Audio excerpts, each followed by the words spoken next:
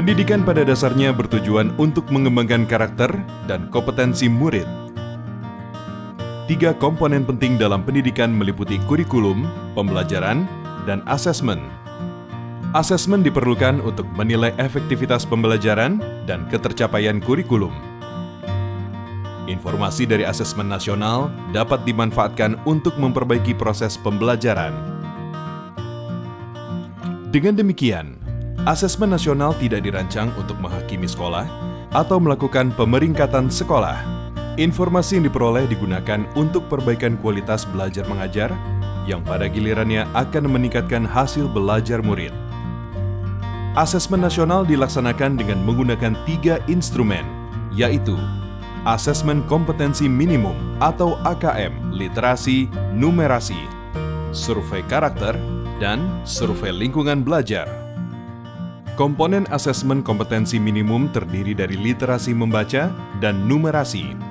Literasi membaca adalah kemampuan untuk memahami, menggunakan, mengevaluasi, merefleksikan berbagai jenis teks untuk menyelesaikan masalah dan mengembangkan kapasitas individu sebagai warga Indonesia dan warga dunia agar dapat berkontribusi secara produktif di masyarakat.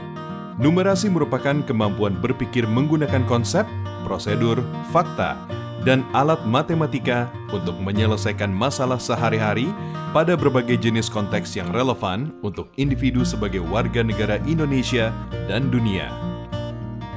Instrumen kedua, survei karakter, dikerjakan oleh murid untuk mendapatkan informasi hasil belajar sosial emosional. Survei karakter mengukur 6 aspek profil pelajar Pancasila, yaitu beriman dan bertakwa kepada Tuhan Yang Maha Esa, serta berakhlak mulia, berkebinekaan global, bergotong royong, mandiri, bernalar kritis, dan kreatif.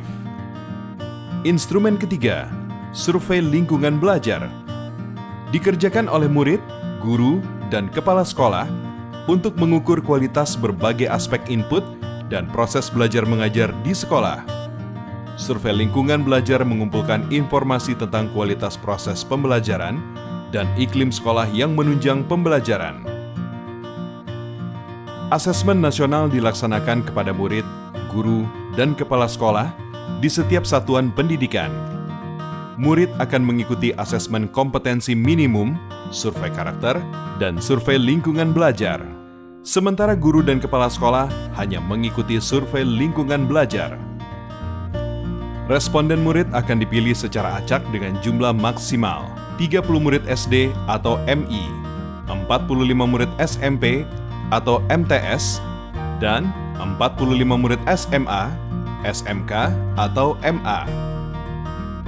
Dengan melaksanakan asesmen nasional, mari kita tingkatkan mutu pendidikan di Indonesia.